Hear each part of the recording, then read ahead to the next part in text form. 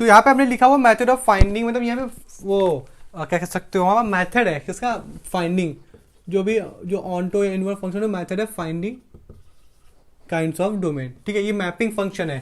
ठीक है, मैपिंग मतलब क्या होता है, ये चीज होती है, मतलब जब दो सेट बने फिर उसमें एरो वगैरह लगे तब। देखो अगर ये चीज जो लिखी हुई है ना, जब भी आपको ये क्वेश्चन में लिखा हुआ दिखे वन और इनटू ऑनटो के फंक्शन में, जब भी इस तरीके को लिखा हुआ दिखे तो आपको आंख बंद करके कौन सा मेथड यूज कर लेना, मैपिंग यूज करना है। जब भी आपको फंक्शन में लिखे कि फंक्शन डिफाइंड है कहां से, नेचुरल नंबर से नेचुरल नंबर से, मतलब इसका ये हुआ जो राइट जो लेफ्ट साइड लिखा हुआ है ये हमारे पास क्या होता है, हमारे पास कोडोमेन, सॉरी डोमेन। जो लेफ्ट साइड होता है इसका क्या मतलब होता है हमारे पास, जो राइट सॉरी ये मतलब होता है, ये होता है हमारे पास लेफ्ट साइड, इसका मतलब डोमेन, ये राइट साइड होता है इसका मतलब कोडोमेन। ठीक है, जब भी फंक्शन डोमेन से कोडोमेन यानी नेचुरल नंबर से नेचुरल नंबर डिफाइन हो तो आपको क्या यूज कर लेना, मैपिंग फंक्शन। मैपिंग फंक्शन मतलब ये वाला, जब भी फंक्शन में आपको दिखाई दे, जब भी इंटीजर से नेचुरल नंबर का सेट हो हमारे पास, जो फंक्शन डिफाइंड हो रहा हो तो आपको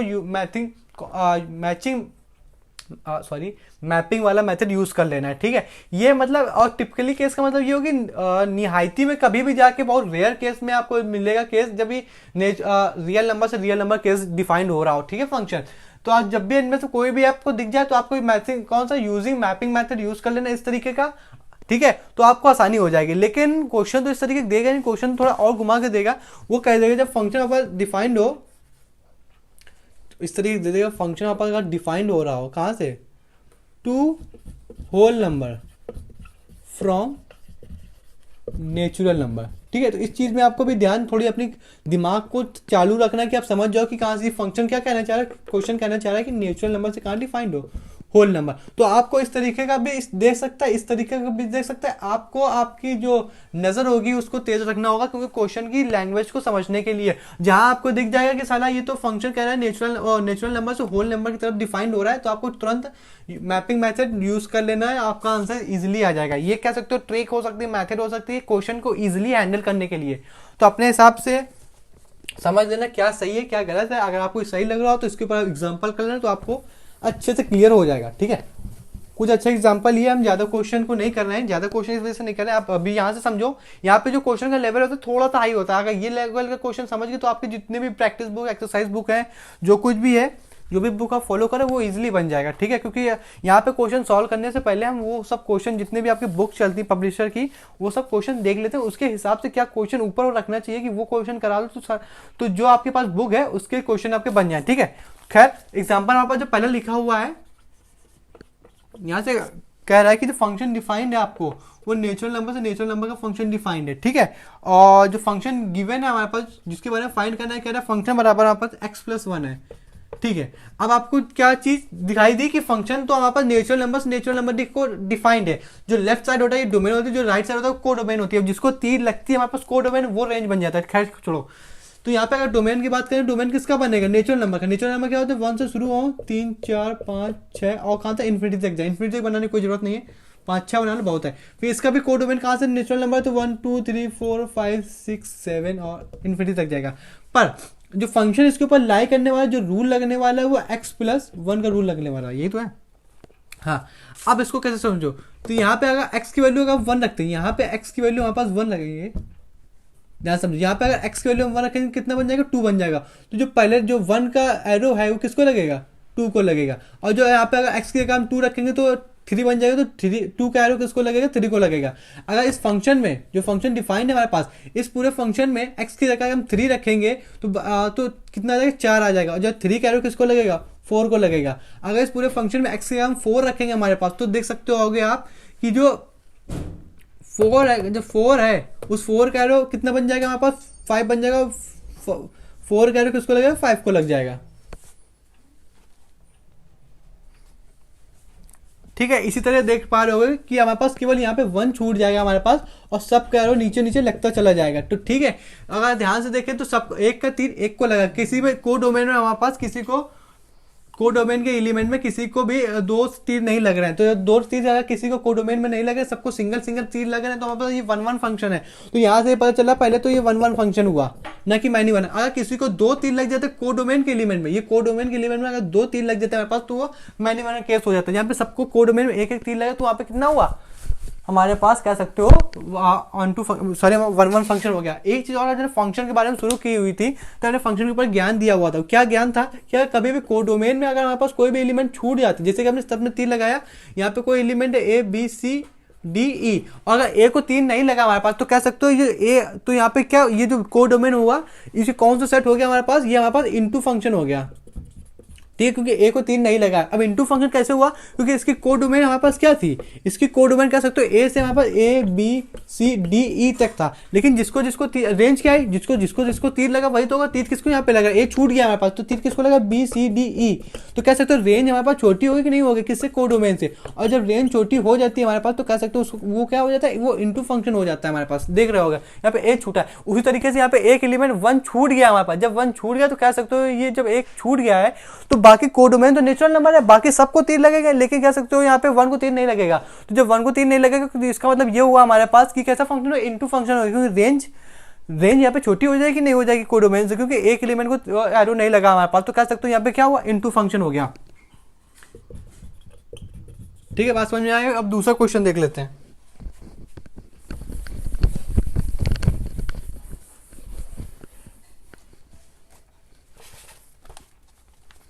दूसरा क्वेश्चन कह रहा है हमारे पास इंटीजर से इंटीजर डिफाइंड है। कहाँ से डिफाइंड है? इंटीजर से इंटीजर, यानी आई से आई और जेड से जेड एक ही बात है। और फंक्शन वाले की जो देने का तरीका है वो कह रहा है इसको कि इसने एक्स स्क्वायर प्लस का एक्स दिया हुआ है, ठीक है। तो यहाँ पे इंटीजर बनेगा हमारे पास। इंटीजर सेट कैसे बनता है हमारे पास? कह सकते हो ये माइनस इन्फिनिटी से आएगा, फिर यहाँ पे -3 -2 -1, फिर यहाँ 0, फिर +1 +2 +3, और कहाँ तो पॉजिटिव इन्फिनिटी तक जाएगा। सेम यहाँ पे भी जो कोड डोमेन आएगा वो भी किसका? इंटीजर का आएगा। तो यहाँ पे -का इन्फिनिटी -1 सॉरी -3 -2 -1 0 1 2 3, और कहाँ तक? इन्फिनिटी तक जाएगा। और फंक्शन वाले ने क्या कहा हुआ है हमारे पास? कह सकते हो फंक्शन वाले ने यहाँ पे कहा है कि यहाँ पे जो कोड डोमेन में जो रिश्ता है वो है एक्स स्क्वायर प्लस का एक्स का।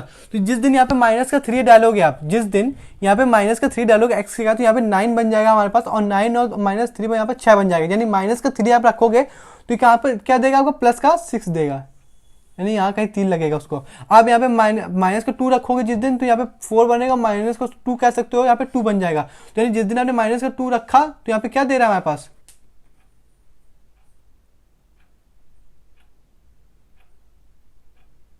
यहाँ पे -2 रखो तो यहाँ पे +2 देगा, ठीक है। और जिस दिन यहाँ पे -1 रखा तो 1 -1 0, तो जिस दिन आपने -1 रखा उस दिन क्या लगेगा? 0 बन जाएगा। फिर आपने जिस दिन 0 रखा उस दिन हमें जिस दिन आपने यहाँ पे, तो अब 0 रखने की बारी आ गई, जिस दिन आपने यहाँ पे 0 रखा तो 0 + 0, तो देख पा रहे हो गया हमारे पास। तो 0 किससे मैच होगा? ये भी 0 से मैच होगा। तो यहाँ से हमें एक चीज मिल गई कि -1 का तीर भी किसको लगा? 0 को लगा, और 0 का तीर भी किसको लगा? 0 को लगा। जब कोड डोमेन में 2 तीर 1 को लगे, या 2 से ज्यादा तीर 1 को लगे, तो -1 का केस हो जाता है। तो यहाँ से जो 1 नहीं होता वो -1 होता है, जो ऑनटो नहीं होता वो इनटू होता है। तो यहाँ पे 1 तो होगा नहीं, क्योंकि -1 हो गया है। तो पहला केस तो मिल गया कि ये क्या होगा? -1, ठीक है, ये शॉर्ट में लिख दिया ना -1। अब देखो, ऑनटो और इनटो चेक करने का कोई मेथड नहीं है, बस इसको देखा जाता है कि कोड डोमेन और रेंज बराबर है कि नहीं, ठीक है। और देखो कोड डोमेन हमारे पास किसका है? कोड डोमेन तो हमारे पास कह सकते हो हमारे पास इंटीजर का। अभी और देख लेते हैं, कोई भी एक एलिमेंट छूट जाएगा तो हम कह देंगे कि रेंज छोटी हो जाएगी। उसको कोड डोमेन से ये चीज आपको समझ में आ रही होगी, क्योंकि रेंज अगर कोई भी 3 नहीं लगा किसी एक को, बाकी सबको लगेगा, तब भी वो हमारे पास कह सकते हो कि वो इनटू फंक्शन बन जाएगा, क्योंकि वहाँ पे रेंज जो छोटी हो जाएगी, भले ही 1 से छोटी हो, लेकिन कुछ छोटी तो होगी, रेंज तो वहाँ पे छोटा हो जाएगा कोड डोमेन, तो वहाँ पे इनटू फंक्शन हो जाएगा, ठीक है। आज जिस दिन यहाँ पे 1 रखेंगे हमारे पास, उस दिन यहाँ पे 1 यानी ये वाला 1 रखना है। तो यहाँ पे जिस दिन हमने ये वाला 1 रखा तो 2 बन जाएगा, यानी अगर जिस दिन 1 रखा है उस दिन कितना बन रहा है? 2 बन रहा है। देखो यहाँ पे भी -2 को भी 2 किसका 2 को लगा, तो 1 का तीर लगा तो भी 2 का लगा। यहाँ पे तो कंफर्म हो गया कि हमारे पास, ठीक है। तो यहाँ से पता चल गया -1। लेकिन आप ध्यान से अगर देखोगे ना कि जिस दिन अगर इसमें वैल्यू हमने 2 रखे हैं यहाँ, तो कितना बन जाएगा? 6 बन जाएगा। 2 किससे लगा देगा? 6 से लगा देगा। लेकिन ये कभी भी है, ध्यान समझना, कभी भी ये 1 नहीं होगा। और 1 में क्रॉस का साइन लगा देंगे, हमारे पास जो कोड डोमेन में छूट जाता है उसको क्या बोलते हैं? इनटू। और इनटू का साइन क्या होता है हमारे पास? क्रॉस वाला। तो यहाँ पे अगर क्रॉस लगा तो इससे आप समझ जाओगे हमारे पास कि जिसमें क्रॉस, जो हमारे जिसमें एरो नहीं लगता है उसमें हम क्रॉस लगा देंगे। और क्रॉस का मतलब क्या होता है? इनटू। समझ रहे हो आप? जब मल्टीप्लाई मतलब इनटू तो करते हैं, तो वहां से कह सकते हो एक तरीके से ये साइन आपको याद मिलने हमेशा याद रहेगा कि इंटू का साइन जब लगा देते हैं तो क्या हो जाता है, इंटू फंक्शन। ठीक है, आगे भी देख लेते हैं भाई साहब आगे चल के। ठीक है, और अगर कुछ भी अगर नई चीज़ की अगर बात कर लें, एक एनसीईआरटी का क्वेश्चन है, ध्यान समझना, एनसीईआरटी क्वेश्चन है, बहुत ज़्यादा कह सकते हो जरूरी क्वेश्चन है, इंपॉर्टेंट भी मार्क कर लो। ठीक है ना, तो क्वेश्चन कहना है फंक्शन हमारे पास है डिफाइंड, क्या कह रहा है हमारे पास, डिफाइंड होगा कब, जब हमारे पास फंक्शन कहाँ से हो, नेचुरल नंबर से, नेचुरल नंबर से कहाँ जाए, टू इंटीजर्स। बात समझ रहे हैं? कहाँ से डिफाइंड है हमारे पास, नेचुरल नंबर से इंटीजर की तरफ। देखो ध्यान से देखो, इसमें से आपको तो ये बताया गया था ना कि जिस दिन मैपिंग वाला हमारे पास ये कुछ दिख जाए उस दिन मैपिंग मेथड यूज करके तुरंत एरो से एरो मिला दोगे, फिर अगर वो 1 1 या -1 होगा या तो ऑन टू एन टू होगा, उसकी रेंज देख के खैर। लेकिन यहाँ से आप देखोगे तो यहाँ से कह रहा है फंक्शन नेचुरल नंबर से डिफाइंड होकर कहाँ जा रहा है, इंटीजर की तरफ। मतलब इसका मतलब ये हुआ कि जो भी फंक्शन है ना हमारे पास, ये हमारे पास नेचुरल नंबर से इंटीजर की तरफ जा रहा है। देखो बात समझ में आई कि नहीं आई, तभी बता रहा था। लेकिन फंक्शन हमारे पास क्या दे रहा है, फंक्शन दे रहा है कि एफ एक्स बराबर फंक्शन है 1 - 2 n-1 डिवाइडेड बाई 2, जब n की वैल्यू ऑड होगी। ठीक है, तब, और जब इवन होगी n की वैल्यू तो लेना है -1 n बराबर इवन। ठीक है, अब अगर देखो तो कोडोमेन किसका बनेगा, अब आप बताओ ना। तो इसका जो पहले तो डोमेन हमारे पास किसका बनेगा, तो नेचुरल नंबर बनेगा, यानी 1 से 2 3 और इन्फिनिटी तक जाएगा। फिर ऊपर इंटीजर आ जाएगा। इंटीजर क्या होता है हमारे पास, जो माइनस इन्फिनिटी से आए, 3 माइनस का 2 फिर माइनस का 1 0 फिर 1 2 3 प्लस का इन्फिनिटी तक जाए। ठीक है, अब ध्यान समझिएगा, ध्यान से क्या समझिएगा, क्वेश्चन कैसे बहुत ज़्यादा अच्छा क्वेश्चन है। ठीक है, हाँ तो ठीक है, इससे ये बताना है कि बाइजेक्टिव है कि नहीं। बाइजेक्टिव मतलब ये होता है जो इंजेक्टिव भी हो और सब्जेक्टिव भी हो। जो अभी होता है ना, इंजेक्टिव क्या होता है 1 1 हो, सब्जेक्टिव क्या होता है हमारे पास जो ऑन टू फंक्शन हो। ठीक है, और जो दोनों होता है यानी जो इंजेक्टिव और सब्जेक्टिव, समझ नहीं पा रहे होगे आप, तो जब भी ध्यान से लिख दे, जो इंजेक्टिव हो, अरे यार, और जो हमारे पास क्या हो सब्जेक्टिव हो, जो इंजेक्टिव और बाइजेक्टिव हो हमारे पास, वही उसे क्या कहते हैं, बाइजेक्टिव फंक्शन। ठीक है, इंजेक्टिव की बात करें तो 1 to 1 होता है, और सब्जेक्टिव की बात करें हमारे पास तो ये ऑन टू फंक्शन कहते हैं। यानी जो फंक्शन हमारे पास 1 to 1 और ऑन टू हो, जो दोनों हो फंक्शन, उससे क्या होता है, बाइजेक्टिव होता है। ठीक है, यहाँ पे अगर बात करें क्वेश्चन क्या कह रहा है, जब n की वैल्यू हमारे पास ऑड होगी तब हमें ये वाला फंक्शन लेना है। ठीक है, यहाँ पे अगर n की वैल्यू क्या 1 क्या हमारे पास, तो 1 हमारे पास ऑड होता है, तो ऑड के लिए केस में कौन सा फंक्शन यूज करेंगे, ये वाला। तो जिस दिन हमारे पास 1 यहाँ n की जगह पुट करेंगे तो यहाँ पे 0 बन जाएगा, तो n का हमारे पास कह सकते 1 का एरो किसको लगेगा, जाके 0 को लगेगा। ठीक है, और अगर अब यहाँ पे 2 आ जाएगा, 2 आपस का इवन है, तो इवन केस में ये वाला लेंगे। तो यहाँ पे जिस दिन यहाँ पे n की जगह 2 रखेंगे तो माइनस का 1 बन जाएगा, 2 से 2 कट जाएगा हमारे पास, तो यहाँ पे n की वैल्यू, तो यहाँ से आंसर क्या है, जिस दिन 2 रखा उस दिन यहाँ पे -1 बना। पहले क्या हुआ, पहले नीचे गया फिर उसके ऊपर गया, देखो पहले नीचे जा रहा है फिर उसके ऊपर जा रहा है, इसी तरीके से पैटर्न बनेगा। तो अगर हमें 3 लिया तो 3 यहाँ पे ऑड है ना, 3 ऑड है, तो ऑड के केस में n की वैल्यू ये वाला फंक्शन लेंगे, तो जिस दिन हम यहाँ पे n की जगह 3 रखेंगे, यहाँ पे 3 - 1 2 बन जाएगा हमारे पास, और 2 से 2 डिवाइड हो जाएगा 1 आ जाएगा। हाँ, तो जिस दिन हमने 3 रखा उस दिन वैल्यू क्या है, 2 आ गई, किसका, प्लस का।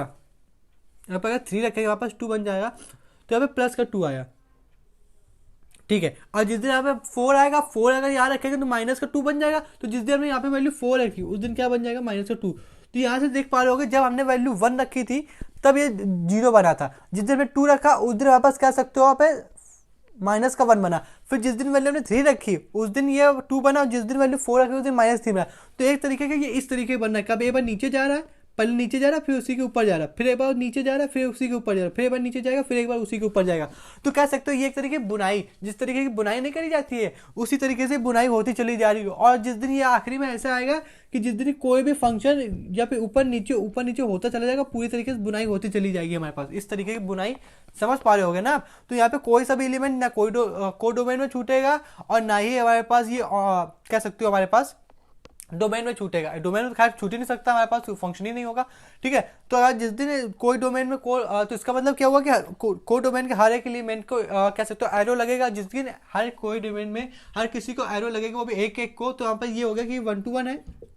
ठीक है, यानी 1 to 1 हो गया हमारे पास। दूसरी चीज ऑन टू फंक्शन है कि नहीं, ऑन टू फंक्शन ये होता है जब कोई डोमेन रेंज के बराबर आ जाए, यानी हर कोई डोमेन के हर एक एलिमेंट को एरो लग जाए। तो यहाँ पे हर एक एलिमेंट को एरो लगेगा हमारे पास, तो कैसा फंक्शन है, ऑन टू फंक्शन है।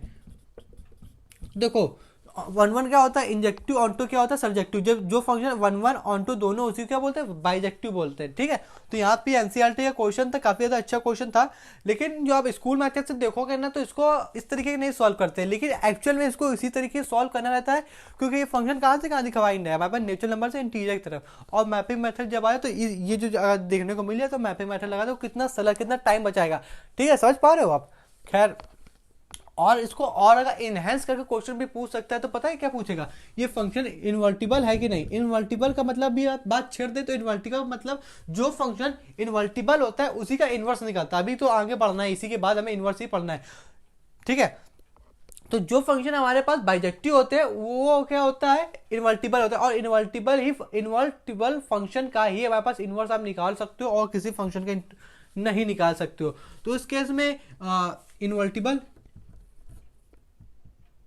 समझ पा रहे हो। जो फंक्शन अगर मान लो उसने कह दी भाई क्वेश्चन बताओ ये इनवर्टिबल है कि नहीं, तो आप पहले क्या देखोगे इनवर्टिबल वही होता है आपका जो बाइजेक्टिव हो, और बाइजेक्टिव होने के लिए क्या होता है इंजेक्टिव और सब्जेक्टिव होना चाहिए। इंजेक्टिव मतलब वन वन होना चाहिए, सब्जेक्टिव मतलब ऑन टू होना चाहिए। जब अगर बाइजेक्टिव पता चले जो चीज बाइजेक्टिव होगी हमारे पास, जो वन वन ऑन टू होगा हमारे पास वो बाइजेक्टिव होगा, और बाइजेक्टिव जो होगा वो इनवर्टिबल होगा। इनवर्टिबल हमारे पास जिसका फंक्शन इनवर्स निकल सकता, तो पूछने को वो भी पूछ सकता है भाई इसका इनवर्स निकल सकता है कि नहीं निकल सकता, वो भी पूछ सकता है इनवर्टिबल है कि नहीं, बाइजेक्टिव है कि नहीं।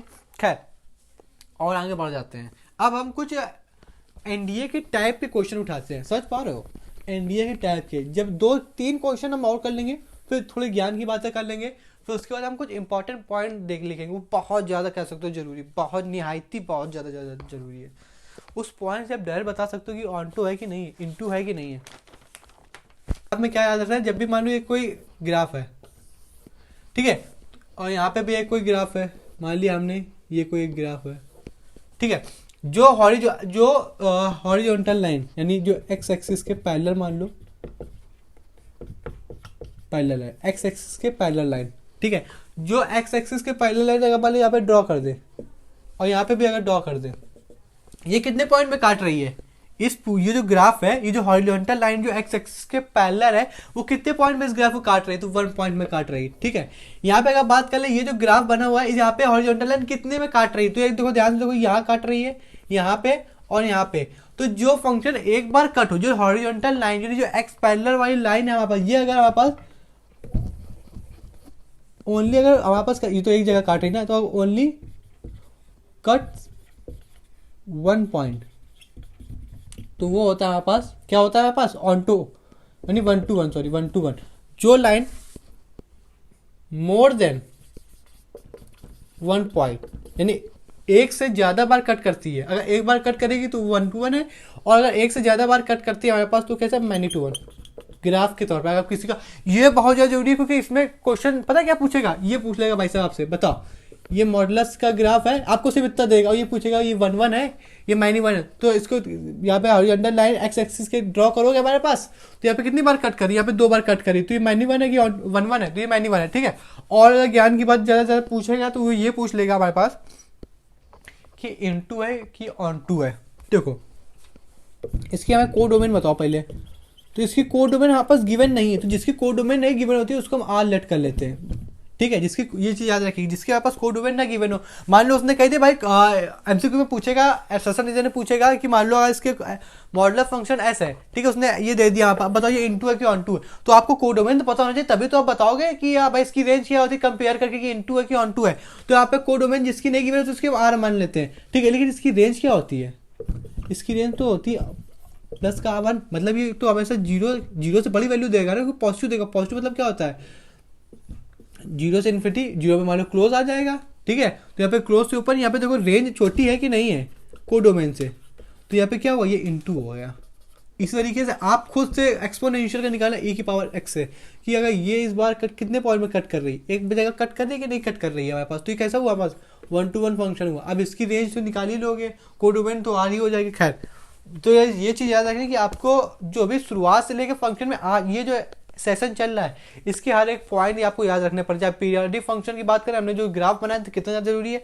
आप अगर अपनी कोई सी बुक खोल के देखोगे ना, जो भी एनडीए की बुक होगी हमारे पास, जो प्रैक्टिस बुक आप करते होगे, जो पीवाईक्यू आप देखोगे डायरेक्ट क्वेश्चन पिकअप किए गए हैं उसी टेबल से, तो जो भी पॉइंट लिखाया जाए ना ये आप याद कर लेना, बहुत ज़्यादा सरल बना देंगे आपको क्वेश्चन को, आपको डायरेक्ट ऐसे देखते हुए एमसीक्यू टिक लगाओगे। जैसे कि यहाँ पे फंक्शन हमारे पास मान लिया डिफाइन हो रहा है ए से बी की तरफ, ठीक है, और हमारे पास मान लिया कि नेचुरल नंबर का सेट है, नहीं नेचुरल नंबर का नहीं, हमने इतना मान लिया कि ये फंक्शन कहाँ से, ये पास क्या होता है डोमेन, और ये पास क्या होता है को डोमेन, ठीक है। तो ये जो आगे वाला होता है ये बताता है कि ग्राफ हमारे पास कितना बनेगा, ग्राफ कितना बनेगा, देखना कैसे। जैसे कि मान लो आप फंक्शन क्वेश्चन गिवन है,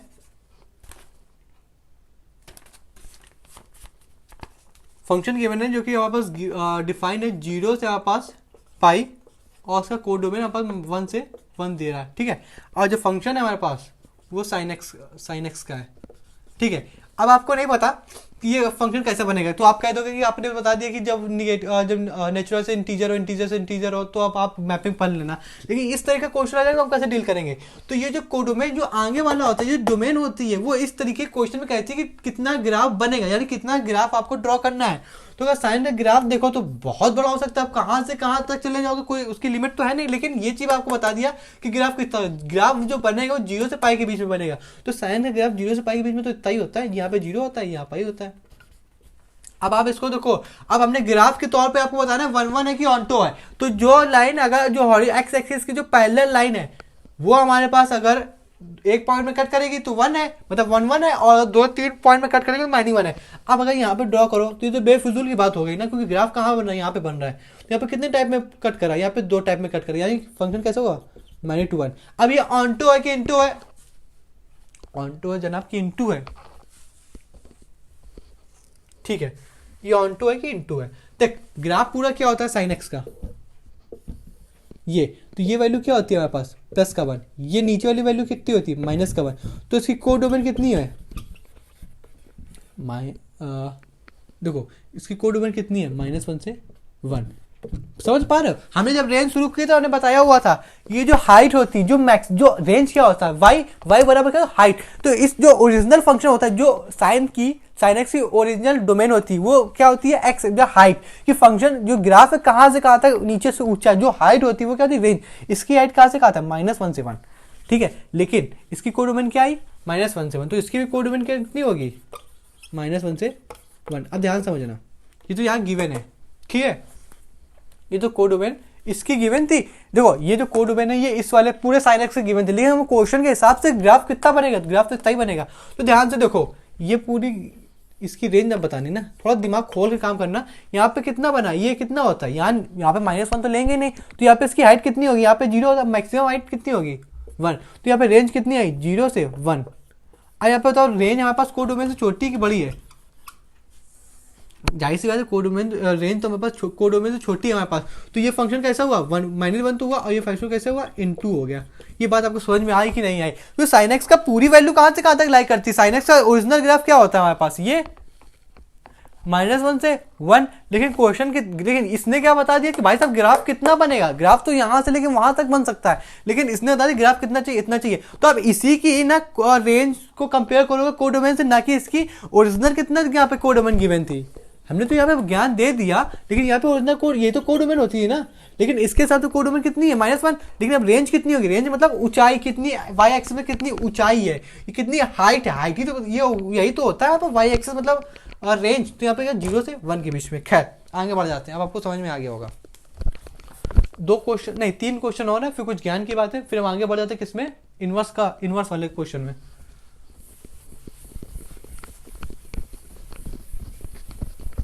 जल्दी बिल्कुल फटाफट खत्म करेंगे। मान लो हमारे पास क्वेश्चन गिवन है एफ का, एफ बराबर गिवन है x + 1 + x। अब देखो इसको कैसे खोलेंगे, जाहिर सी बात ये हमारे पास इसको कौन से फॉर्म में, डिफाइंड फॉर्म में खोलना है ना, डिफाइंड फॉर्म ही तो बोलते हैं, ठीक है। इसकी 2 वैल्यू आएंगे हमारे पास, एक तो ये प्लस का खुलेगा जब कैसे तो x वैल्यू >0 होगी, और एक माइनस का वैल्यू खुलेगी जब हमारे पास कैसे तो x वैल्यू <0 होगा। माइनस का आएगा ना, इसको और अगर इसको डिफाइन करें तो कैसे तो यहाँ पे 2x आ जाएगा जब x की वैल्यू हमारे पास >0 होगी हमारे पास, और यहाँ पे 0 बचेगा जब x की वैल्यू <0 होगी।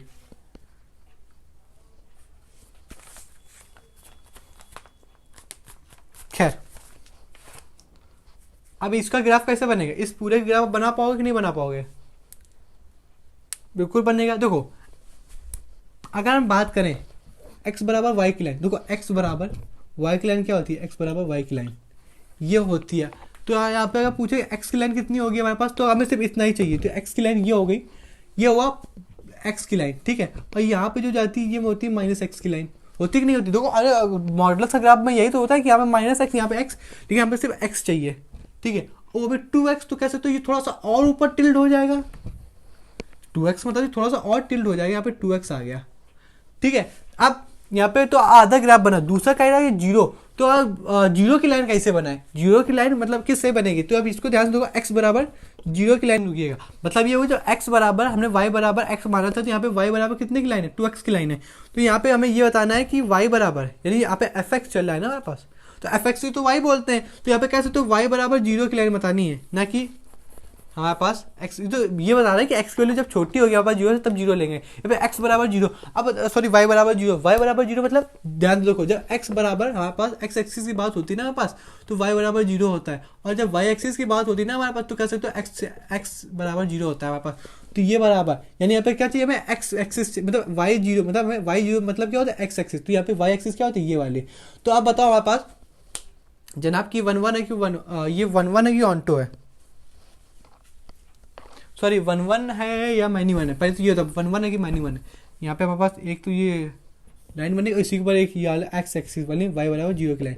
तो खैर यहाँ पे 1 1 है कि ऑन टू, चलो यहाँ पे तो उसने ग्राफ को कितनी बार कट कर दिया, एक बार, यहाँ पे भी इसको 1 बार कट किया। यहाँ तक तो अभी क्या है 1 1 है, लेकिन क्वेश्चन थोड़ा सा अच्छा है। यहाँ पे देखो, यहाँ पे तो चलो x, ये किसकी लाइन है, y बराबर जीरो की लाइन है। अगर इसी के ऊपर अगर हमने लाइन ड्रॉ कर ली ना, तो ये पता है कितनी बार लाइन होकर गुजरी, इन्फिनाइट टाइम इसने कट कर दिया किसको, y बराबर जीरो वाली लाइन को, जो हमने जरूरी नहीं ओवरलैप भी कर सकती है, डजेंट मैटर, लेकिन जब कितने बार इसको कट कर दिया, इन्फिनाइट टाइम उसी के ऊपर होकर गुजर गई, कितने बार उसने टच कर दिया, इन्फिनाइट टाइम। तो यहाँ पे 1 1 थोड़ी हो जाएगा, यहाँ पे कैसे हुआ, ऑन्टो फंक्शन हो गया। अच्छा, इसकी क्या कोड डोमेन गिवन है क्या, हमें ध्यान बताओ, इसकी कोड डोमेन गिवन है क्या, नहीं गिवन है। तो इसको अब हमें ऑन्टो इनटू चेक करना है, तो इसकी कोड डोमेन तो गिवन है, जिसकी कोड डोमेन ना गिवन है हम क्या मान लेते हैं उसको, आर मान लेते हैं। अब जनाब आप इसकी नहीं बता पा रहे हो क्या, अब इस फंक्शन की टोटल फंक्शन ये गिवन है, ठीक है, ये कैसा फंक्शन है, ये कैसा पॉलिनोमियल है, ये ऑड पॉलिनोमियल है, ये ऑड पॉलिनोमियल है। तो ऑड पॉली, देखो ध्यान बातें कुछ कुछ लिखते हुए चलो, समझते हुए चलो, ये ऑड पॉलिनोमियल है। तो ऑड पॉलिनोमियल क्या कह सकते हो कि जो वहाँ पर रेंज होती है ये क्या होती है, आर प्लस का मतलब जीरो से लेके इन्फिनिटी। तो कह सकते हो इसकी रेंज क्या आ गया वहाँ पर, जीरो से लेके इन्फिनिटी। तो इसका मतलब ये हुआ कि रेंज हमारे पास कम होगी कि नहीं, कम हो गई, किससे, कोडोमेन से। तो ये कैसा फंक्शन हुआ, ये इनटू हो गया। बताओ चीज नहीं समझ में आई। और जो हमारे पास ऑल रियल नंबर है ये किससे बनते हैं, निगेटिव वाले आर से, फिर इसका यूनियन ले लेते हैं आर प्लस। बात समझ में आई कि नहीं आई, ये आपको बात समझ में आ गई। आपको जो क्वेश्चन करना है ना, सेम यही क्वेश्चन बनेगा, आप इसको घर में ट्राई करिए। यहाँ पे एक्स माइनस ले लेगा, ठीक है, और अगर हिंट दे हम आपको तो ये इसका ग्राफ कुछ इस तरीके का बन जाएगा। ये एक एक्स एक्सिस की लाइन आएगी, ये नीचे को ट्रांसफर हो जाएगी, ठीक है, क्योंकि ग्राफ अभी तो ऊपर जा रहा था, अभी ग्राफ ऐसे नीचे को बनता ही नहीं बनता है। तो ये जो नीचे का ना बन करके ये वाला नहीं आएगा, ये वाला इधर आ जाएगी। तो आपको इस वाले को क्वेश्चन को ट्राई कर लेना है, ठीक है। आगे बढ़ जाते हैं जनाब।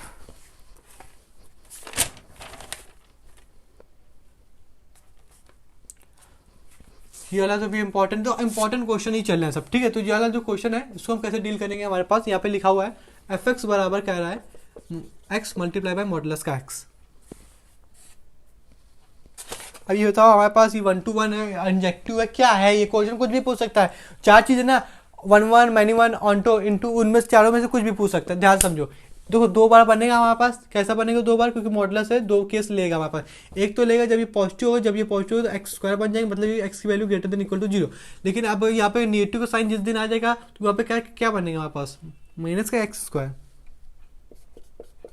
जब एक्स वैल्यू लेस देन 0 होगी, ठीक है जनाब। अब इसका आप ग्राफ तो बना ही सकते हो ना।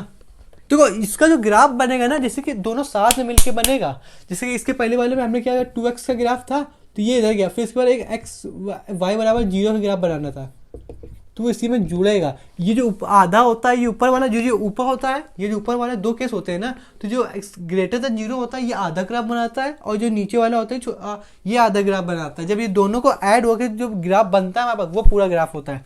देख कैसे, एक्स स्क्वायर का ग्राफ बताऊँ मैं। एक्स स्क्वायर का ग्राफ आधा बनेगा इस तरफ का, और माइनस का कैसे बनेगा, बनने को ये पूरा एक्स स्क्वायर कैसे बनता है, ये इस तरीके से बनता है कि नहीं बनता एक्स स्क्वायर, ठीक है। और यहाँ पे माइनस का एक्स स्क्वायर कैसे बनता है, ये यहाँ पर इस तरीके बनता है। लेकिन हमें कैसे इन दोनों को जोड़ के चाहिए, तो ये वाला ना बन करके ग्राफ कैसे बनता है, ये वाला बनता है। ये क्वेश्चन इंपॉर्टेंट है, बहुत बार कर सकते हो, हर बुक में मिलेगा आपको, ठीक है। तो यहाँ पे तो 1 1 है कि ऑन टू कितने बार है, तो पूरा हो क्या इसे बिल्कुल ऊपर से आएगा, हर एक पॉइंट में एक है। तो यहाँ पे कट करोगे, एक बार कट करेगा, यहाँ पे कट करोगे, एक बार कट करेगा। आपके दिमाग में चला होगा क्योंकि इसी के ऊपर ना कट कर, तो ध्यान से तो एक्स एक्सिस है ना, एक्स एक्सिस में क्या उसमें पहले वाले में यहाँ पे ऊपर ग्राफ यहाँ से होगा गुजराता, हमने यहाँ पे लाइन ड्रॉ करी थी। यहाँ पे अगर आपने लाइन ड्रॉ कर लेना चेक करने के लिए, तो ओरिजिन में भी ओरिजिन से पास हुआ होगा, ओरिजिन से जब पास हुआ होगा हमारे पास 0,0 और 0,0 तो एक ही जगह पॉइंट आया होगा ना। तो ये हर जगह से कैसा है 1 to 1 है। अब इसको ऑन टू है कि इन टू है, अब इसको अगर हम चेक कर लें हमारे पास, तो अब इसको हमें कोडोमेन कैसी होगी, क्या होगा कोडोमेन के बारे में।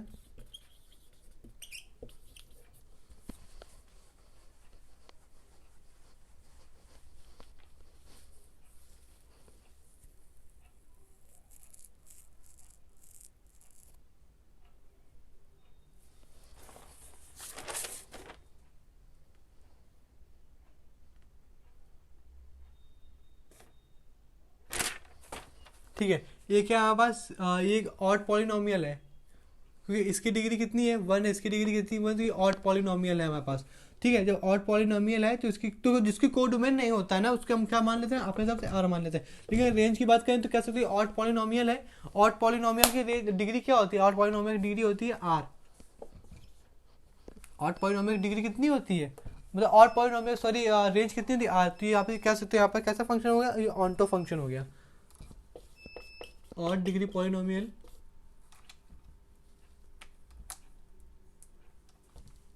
याद रखिएगा ऑड डिग्री पॉलिनोमियल, जो उसके पहले वाले में शायद हमने गलती कर दी है, वहाँ पे हमने आर प्लस, यहाँ पे हमने आर प्लस ले लिया है ना। तो यहाँ पे ध्यान रखिएगा ऑड पॉलिनोमियल की डिग्री हमारे पास, ऑड पॉलिनोमियल हमारे पास याद रखिएगा ऑड डिग्री पॉलिनोमियल की, ठीक है। इस तरीके क्वेश्चन हो जाएगा, आप बता दोगे कि ये कैसा ऑन टू है 1 1 है, ठीक है।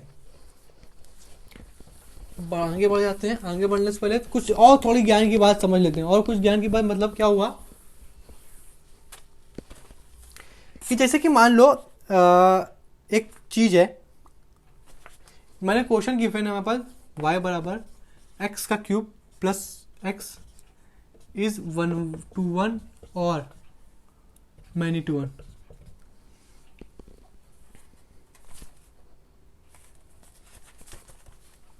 ठीक है, तो यहाँ पे इसमें आप रोल आया डिफरेंशिएशन का।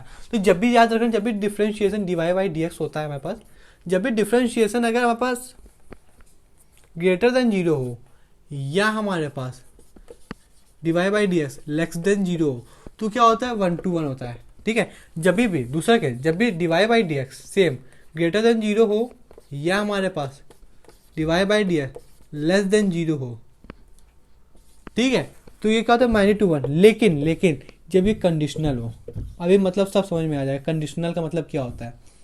कंडीशनल का मतलब समझ में आया कंडीशन से, ठीक है, अभी आपको बिल्कुल क्लियर हो जाएगा। इसी चीज याद रखिएगा। अभी इसको कैसे समझेंगे, यहाँ समझेंगे बिल्कुल। ये वाला 1 to 1 है और ये वाला मैनी टू 1 है, ठीक है। जब भी इसको अगर इससे देखें dy बाई dx, इतना तो समझते ही होगी, 12th में आपने पढ़ाई होगा। तो जो पावर होगी वो नीचे आ जाएगी, एक पावर कम हो जाएगी हमारे पास, और यहाँ पे कितना आ जाएगा x का 1 हो जाएगा हमारे पास। तो ध्यान से देखो ये ग्रेटर देन 0 है, बिल्कुल ग्रेटर देन 0 है कि नहीं, बिल्कुल ग्रेटर देन 0। क्योंकि कैसे ग्रेटर देन 0 हमारे पास, क्योंकि देखो x का स्क्वायर लिखा हुआ है, x का स्क्वायर तो हमेशा 0 से लेके रेंज कहाँ से वो बीच होती है हमारे पास, कैसे 0 से लेके इन्फिनिटी तक होती है। और इसका मतलब ये तो हमेशा जिंदगी भर पॉजिटिव रहेगा। पॉजिटिव में तुम 3 का चाहे मल्टीप्लाई कर लो या एक जोड़ दो, ओवरऑल वैल्यू तो कैसी रहेगी, पॉजिटिव रहेगी हमारे पास। तो ये ग्रेटर देन 0 हुआ तो ये कैसा हो गया 1 to 1 फंक्शन हो गया, ठीक है। इसी में थोड़ा सा और हम दिमाग लगा देखते हैं, क्या थोड़ा सा दिमाग और लगा दें हम कि जब भी इसी में क्वेश्चन अगर हम ले लें एक्स क्यूब माइनस का एक्स। अब इसका देखें कि ये 1 to 1 है कि नहीं है, ये यहाँ -2 1 है, तो इसका आप करोगे ये बनेगा 3x² माइनस का 1।